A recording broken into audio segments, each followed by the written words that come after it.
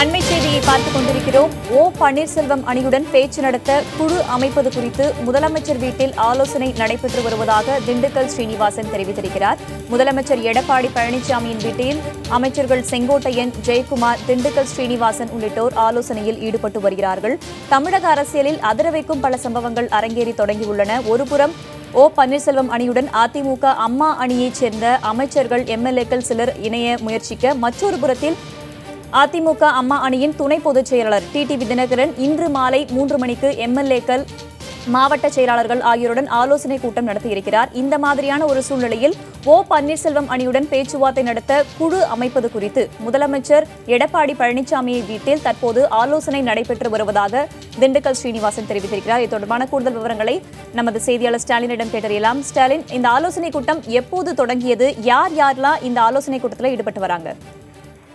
வேதவள்ளி, தற்போது இந்த ஆலோசனை கூட்டத்தை பொறுத்தவரை ஓ பன்னீர்செல்வம் அணியினுடன் பேச்சுவார்த்தை நடத்த ஒரு குழுவானது அமைக்கப்படும் என்று ஏற்கனவே அமைச்சர்கள் நேற்று தன்னுடைய செய்தியாளர் சந்திப்பின் மூலமாக தெரிவித்தார்கள். அந்த அடிப்படையில் அந்த குழு அமைப்பதற்கான ஆலோசனையில் தான் தமிழக முதலமைச்சர் எடப்பாடி பழனிசாமி இல்லத்தில் தற்போது நடைபெற்று வருகிறது. இந்த ஆலோசனை கூட்டத்தை பொறுத்தவரை மிக மூத்த அமைச்சர்கள் திண்டுக்கல் சீனிவாசன், செங்கோட்டையன், ஜெயக்குமார் உள்ளிட்டோர் ஏற்கனவே பங்கேற்றிருந்தார்கள். அதே போல எஸ்பி வேலுமணி, தங்கமணி உள்ளிட்ட அமைச்சர்களும் தற்போது இந்த ஆலோசனையில் பங்கேற்றுள்ளார்கள். குறிப்பாக ஓ பன்னீர்செல்வம் அணியுடன் பேச்சுவார்த்தை, அதாவது 2 அணியையும் ஒன்றிணைப்பதற்கான முயற்சியில் தொடர்ச்சியாக நாங்கள் இனிமேல் ஈடுபடுவோம் என்று நேற்று அமைச்சர்கள் பேட்டியளித்திருந்த நிலையில் அந்த குழுவானது அமைக்கப்படும் என்றும் தெரிவித்தார்கள். அந்த அடிப்படையில் அந்த குழுவில் யார் யாரெல்லாம் இடம்பெறப் போகிறார்கள் என்பது குறித்தும், அடுத்த கட்டமாக ஓ பன்னீர்செல்வம் அணியுடன் இது போன்ற ஒரு பேச்சுவார்த்தையை நடத்த உள்ளோம் என்பது குறித்தும் விரிவாக இந்த ஆலோசனையானது நடைபெற்று வருவதாகத்தான் தகவல் தெரிவிக்கின்றன.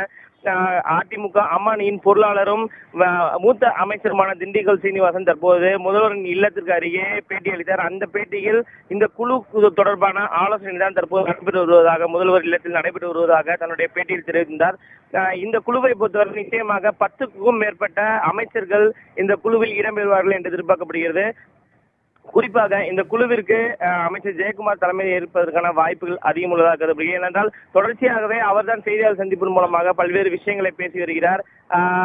இந்த குழுவை பொறுத்தவரை, அதாவது எடப்பாடி பழனிசாமி தலைமையிலான அந்த அமைச்சரவையின் இந்த குழுவை பொறுத்தவரை, பேச்சுவார்த்தை குழுவை பொறுத்தவரை செங்கோட்டையன், திண்டுக்கல் சீனிவாசன், ஜெயக்குமார், எஸ்பி வேலுமணி, தங்கமணி, சி.வி. சண்முகம் உள்ளிட்ட அமைச்சர்கள் அந்த குழுவில் இடம்பெறுவார்கள் என்று எதிர்பார்க்கப்படுகிறது.